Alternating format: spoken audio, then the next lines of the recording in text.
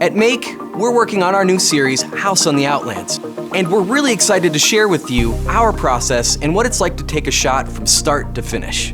And while we're at it, we'd like to introduce you to our friend, Furgil the BEARWOLF. Let's dig in. We actually began our process with storyboards. The basic goal for this shot was to really roll out the introduction of Furgil the BEARWOLF. This is the first time we see him in the series, and it's just really important that we have an introduction that works well. We put together this shot where we rotate around Furgil and introduce his transformation and his relationship to Harmony.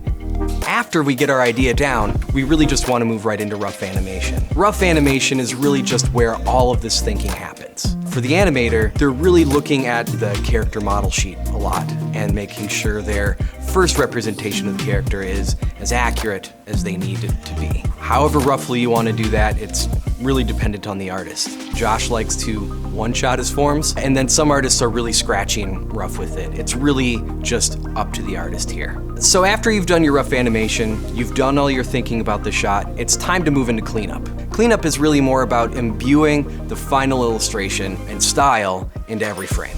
So after you get your line work done, that's really your North Star for creating the rest of your passes that you're gonna need to complete the shot.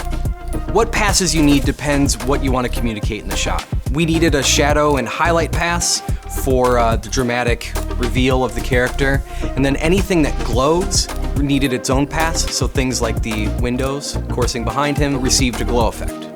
The mood here is just really dark, really scary, but also really fun.